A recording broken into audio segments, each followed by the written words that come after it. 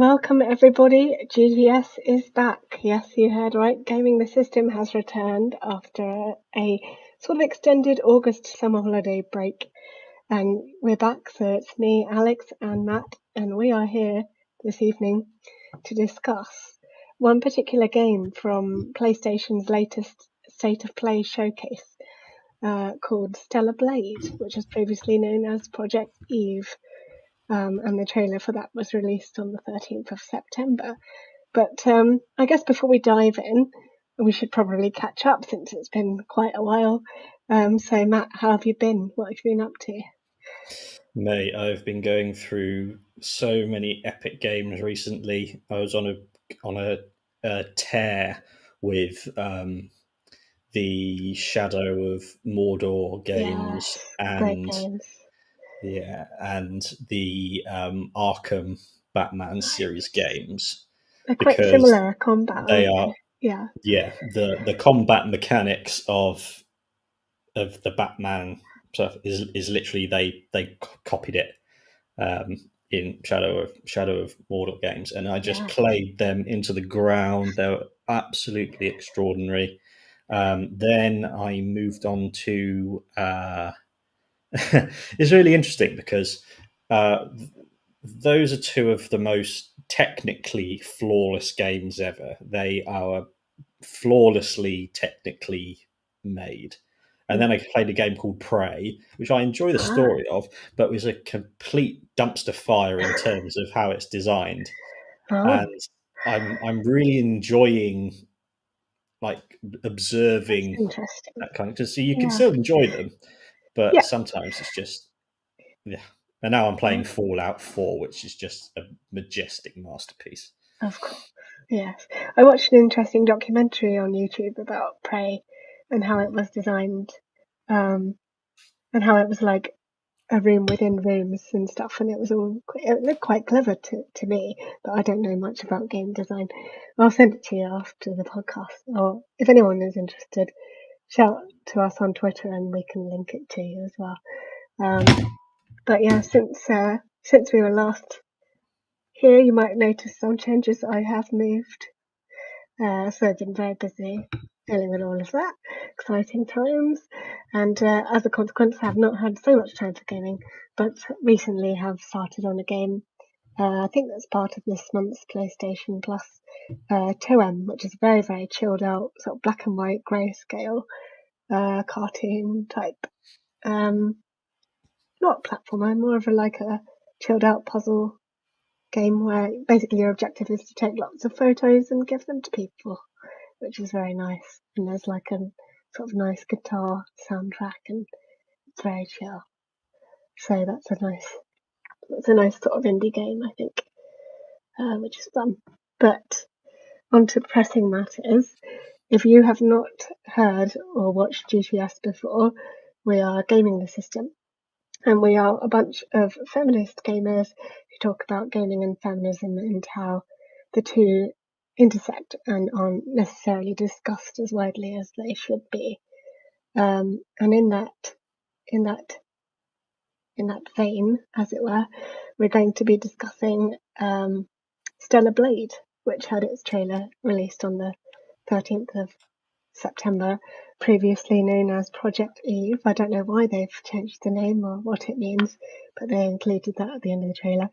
But one thing that stuck out to me while I was watching the showcase was, my gosh, there's a lot to talk about here on one of our podcasts.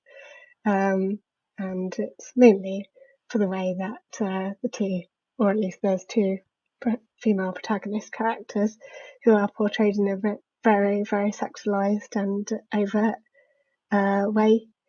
And I just wanted to talk about it, really. So I don't know if you've seen the trailer, Matt, what your first impressions were, or if you knew anything about the game before seeing this trailer at all.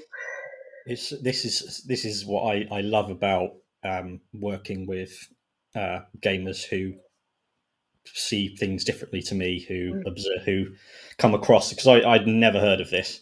I Mm. would never have heard of it probably, apart from this. And so I had a look at the trailer, and I've made a collage of the thumbnails on YouTube. But Okay. I'll I'm say, excited to see what that. should I do first? I'll start with the voice because I think the voice Mm, is yeah, less.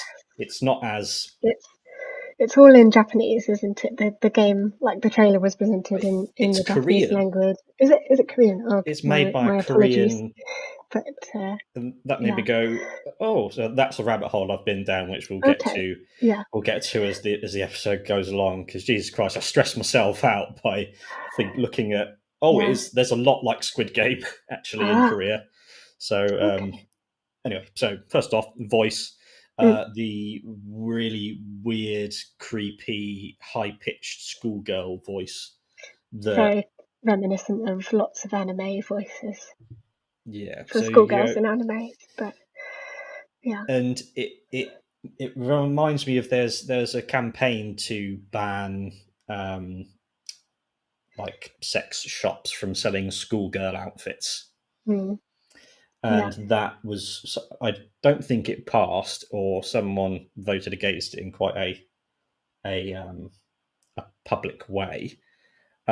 Then if you add those two together, you've got a woman speaking in a childlike voice mm, and women wearing schoolgirl outfits. Is there any reality that exists where that isn't super paedophily, do you think? yeah. I don't think so. No, it's definitely got creepy vibes about it, to be honest.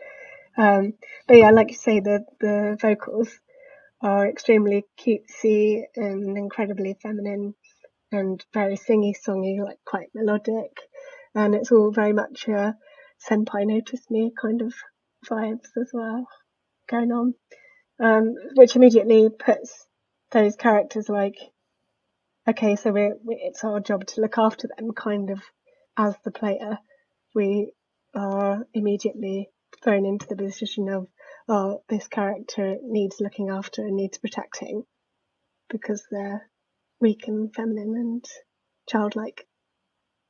Or at least that's the perspective I have. I don't know if other people would feel that way. Yeah, But my yeah, initial thing is just to the sexualized nature of it, mm, of how yeah, that it high is very voice, much. and so that was the first thing I noticed, and go, that's quite easy to write off as whatever that is. It's part of a large amount of media that does that, and it's Mm, weird, and I don't like it. no. Number two, at first I thought maybe I'm reading too much into this. Maybe I'm just, maybe it's, surely no one else. Maybe I'm just focusing on this too much because I'm a guy, and it's a woman in a game, and who knows. But then I googled it to try and do a bit of research, and these are a collection of thumbnails from YouTube. Mm, okay. Yep. Can we see a common theme? Bum. Bum is the Mm, common theme. Yes. yeah. Bum and boobs. Yes. And I can't stress to people enough how just it fills the screen. It's like an It is. optical illusion. It is. It just, your eyes immediately go there. Think the way that it's just lit and stuff. And like it's obviously designed so that your eyes just immediately go there whenever it's on screen. I found that Yeah, when I was watching, I couldn't see anything else. yeah. Totally. Yeah. Everyone, everyone watching or listening, pause this now Mm, and go to YouTube and watch the please do. trailer, Yes. and tell me that backside doesn't look like an optical illusion, Mm. because it's sort of, it's like this, some It's weird it's ass AI. it's like a mountain of an ass. It's like it's got like it seems to not be ever ending. You know, the Yeah, curves just keep exactly. going. It's Yeah, crazy. I'm Yeah. flabbergasted by it. Mm. Yeah. But it's in that way. Is it kind of almost? It's almost like a parody of an ass. Is it saying this is so ridiculous it can't be believable? Therefore, Well, it's okay. that unfortunately led me down a horrifying rabbit hole of misogyny and Yeah, economic desperation and Squid Game stuff, because in oh, Korea, I knew nothing about Korea, I um, don't. So feel and free to enlighten me. apart from, have you seen Squid Game? I've seen trailers of Squid Game, but not actually got round to watching it yet. No. It's basically centered on the absolute horrifying desperation levels in of people, particularly young people, and um, there's so much anti-feminist hatred and anger that is uh, enabled by government inaction and corporations. Corporations, there are there's a there's a symbol in Korea, which is like if you were just like like that. Yeah. So it's like you imagine you're picking up something by the tip, Okay. Yeah. go Yeah. like that. So it's like, oh, something's small. Yeah. And the anti-feminist incel men in Korea have been campaigning against it because they think it's a feminist mocking men's small penises. Yeah. Well, And sometimes it's used like that, I guess. it But can be, yeah, it's it not can all be. about men, though, is it? It's not everything revolves around men's penises all the time, Yeah. even though they I'll like to think it does. But... So this is the Oh, I see it. Yes. For anyone listening, it's basically your index finger and thumb kind of squeezing together like you're holding a small berry or something. yes, that's a really good description. Like you're holding a grape in your thumb Yes. Yes. and And is it ring pointer finger finger. Is it the or pointy? The the pointy one. pointy one? Yes. Yes. The index finger. Yeah. And there was a it was sort of like similar to Gamergate.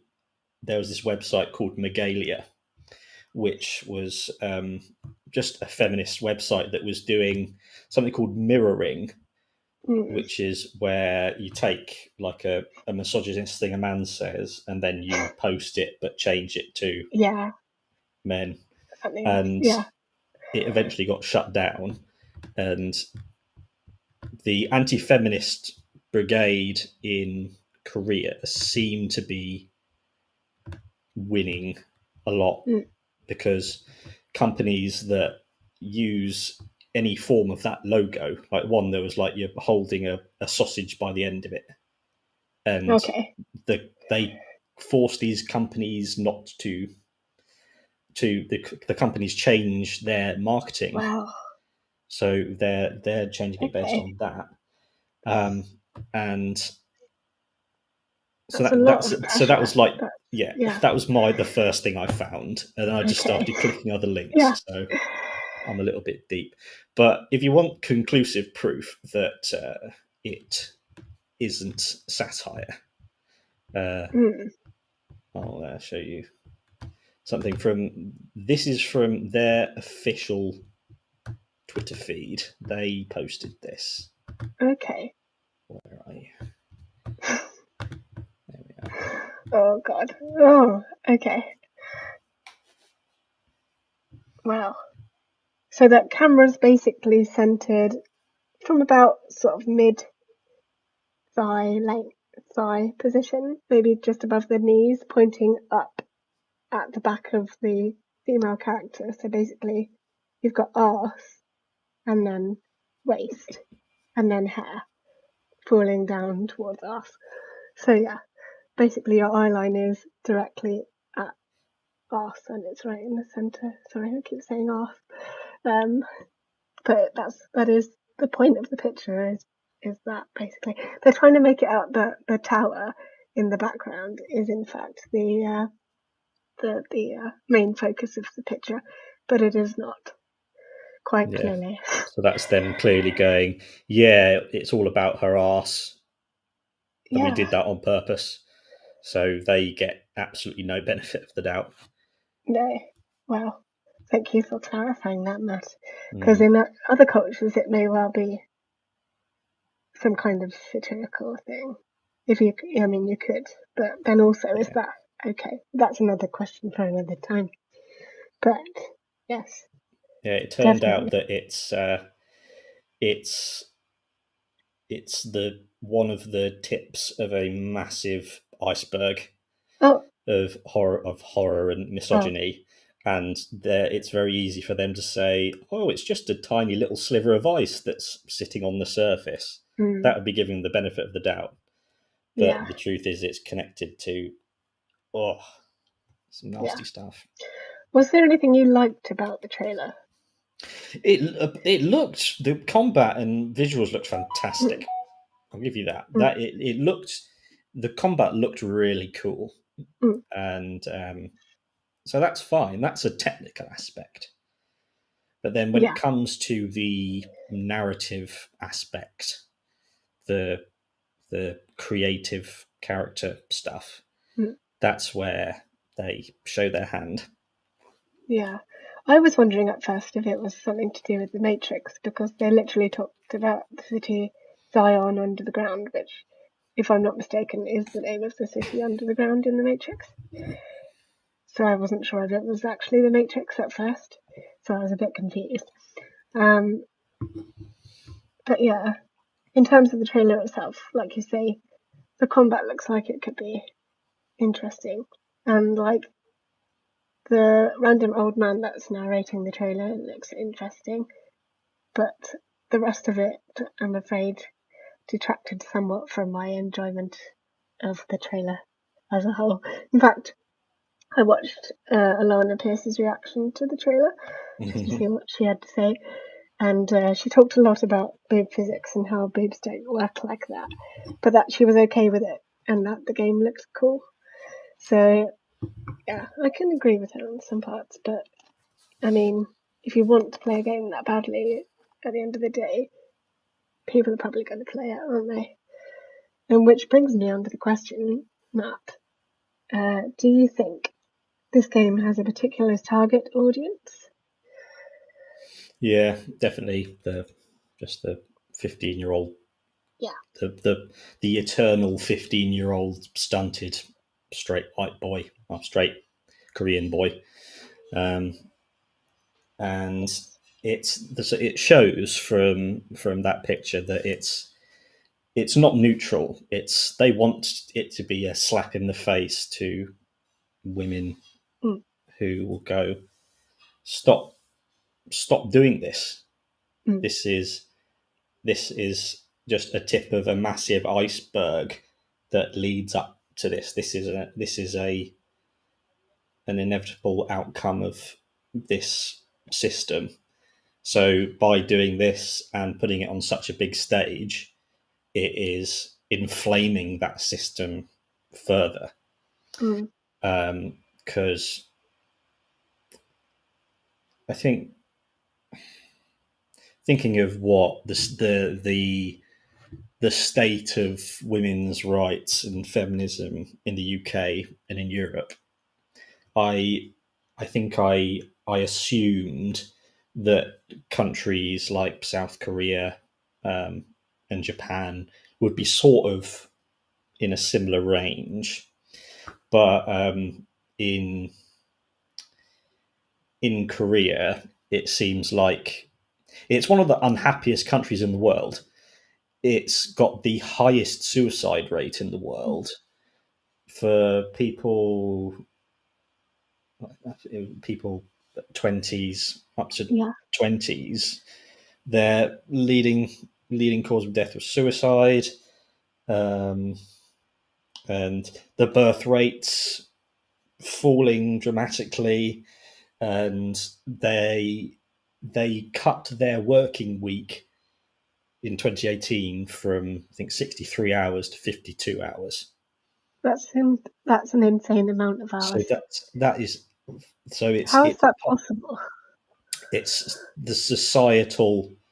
It's something to do with, so after it was after there was a Korean Civil War, of course.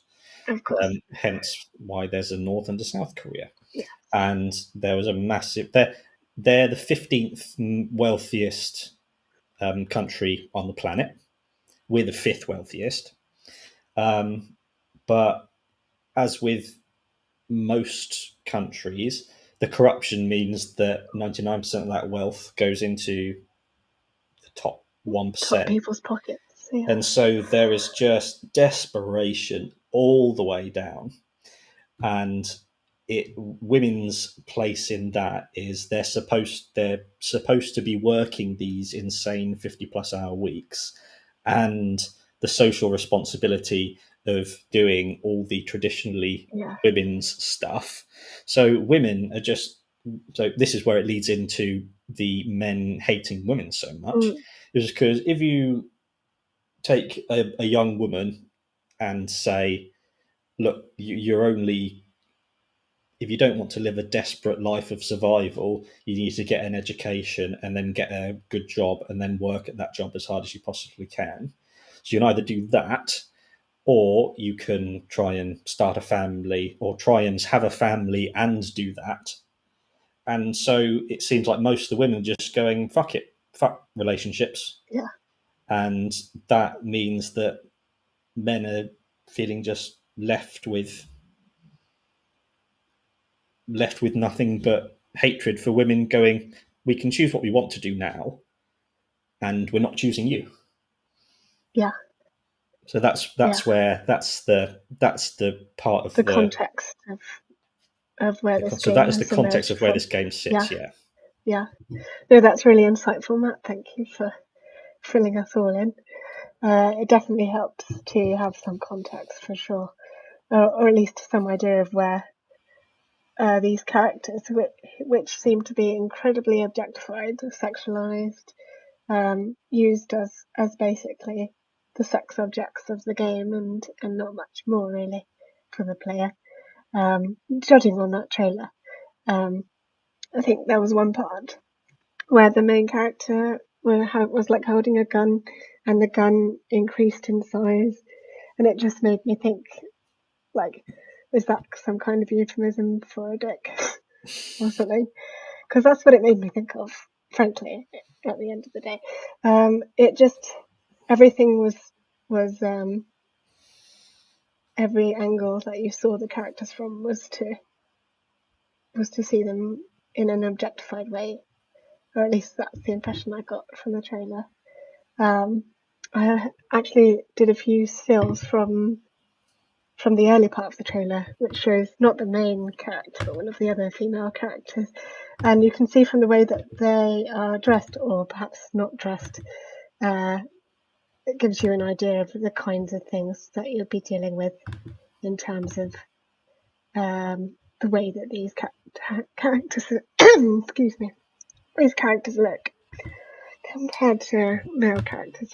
Let's see if I can find your pictures. No problem. They should be hiding somewhere in our GTS vault. Yeah, there's the back of one of the female characters. Sorry. That's alright. So you can see she's got holes in her shoulders. There's bare skin around her waist, heading down to her hips as well. And it's all designed in a V. Look where the point of the V is heading. It's the arse again. But yeah, everything's designed to lead the eye towards the curvaceous parts of this woman's body, which is clearly an unrealistic body type, or at least one that's been enhanced in certain ways, shall we say. Oh, and there's also that like implies that that's like a wrap under. Yeah. You see the. It can't be very comfortable to wear. And then there's the pixie cut as well, and the big eyes. That's another thing that small mouth, small nose. Yeah, it's kind of quite a cartoonish style. Whereas man here in the foreground is pretty well, from the bits of him you can see, he's quite well covered and normal looking. And then I think there's one of the front somewhere. Oh, there it is, yeah. And you can quite clearly see some unrealistic and very separate large boobs. More bare skin, so it's basically a V on each side. Bare shoulders, pixie cut, large eyes, incredibly small nose and mouth. So a very sort of childlike, angelic face filled with wonder. Again, boobs are kind of, they've got clothes coming around them like that, so it's like, here is the chest, look at the chest, and it's highlighted with gold as well, so it's drawing your eye right there. But yeah, there's all sorts of things within the design of that outfit that are just basically enhancing boobs and bum. And We that's need to take a really a detailed look at this, because yeah, it's all like optical illusion. for sure. Yeah, It looks like she's got two different bodies. yeah, yeah, you're right. It's very odd because it's like the arm is half on her arms and it's kind of going on the inside of her back. It's almost like an extra spine, it looks like, attached to like her ribs or something. And then basically a bare bum, no cover at all, and a very tight strap around one of the thighs. Not quite sure if it's a holster or something for a weapon. It's very mechanical looking. But yeah, it's definitely not It's great. just so odd. It's very strange. Yeah. I'm not sure what the flowy bits are from the sides. Are they like straps or bullets or something? Holster, straps? Who knows? But again, it's making the bum shape. So if you follow the lines, they're just basically highlighting the bum again. And they really like the wrap under For sure. Yeah. thing. It's a, yeah. If it was it quite similar in Bayonetta? I've not played Bayonetta, but I Yeah, think it's the possibly. same sort of thing here. Yeah, people are Yeah. comparing it to Bayonetta a lot. Yeah. Yeah. And you can And go, then oh, that was again, 15 years ago. oh Whereas yeah, this is times. the context, as you said. That's Yeah, the perfect way to put it. The context exactly. is very Well, they've not dark. moved any more forward. In fact, probably backwards, I would say. And again, got very long hair. So you've got one with short hair, one with very long hair. But yeah, interesting, definitely. Yeah, the But yeah, the appearance boob is. physics were interesting in the trailer. You must have noticed there was that one part where she fires a gun and the boobs literally moved like that, with each of the rounds of bullets that were discharged, and it was just so wholly unrealistic that that's all I could look at again, because all you could see was her chest just wobbling around. It was not great. And in fact, the pictures I took of the girl with pixie haircut, she just walked forward and put her arms on like a bar banister on the edge of a ledge, and her boobs literally wobbled just by holding the bar. And news for you, boobs don't work that way. They're not independent of the body. They don't move around by themselves. There is a positive. A positive. So I remind myself whenever I find myself, because there's infinite horror and horrible things happening all over the world all the time, and it's very, very easy to take a look and just go, oh my god, that's just complete awful horror with no brightness anywhere. But I remind myself that throughout history, people have been grinding and surviving and building, and so there's a massive amount of depth and subtlety to it. And there was what was it? There was several instances of like the highest ranking members of government being convicted of rape, sexual harassment, sexual assault, a slew of things. And there were 61 women's groups who came together with a total of 5 million members, making a statement supporting the victim of this. So that means that 50 million people in South Korea, 5 million women mobilized for this. So just remind myself that there are always people fighting the good fight, and that things like this, they're just tips of the iceberg. So you can say, oh, they don't really matter. It's just, oh, it's just a big arse. What's the big problem about? But no, you're right. I think this is that's a where, really so this important is point. why I love doing this podcast, because we can connect those two things. Gaming has nothing to do with feminism in the real Politics. world. Yeah, It is so intimately linked. it is. Yes. No, it's surprising how many things subconsciously are actually impacting us day to day and influencing the way we think and the way we view different things and different people. And I think, it's really important to hold on to those positive sides of the story as well, as you say. It's not all doom and gloom, but it's important also to acknowledge that even if you think it's a small thing, it might not be so small. It might actually be quite big, and that works for both sides of the coin, I think, as well.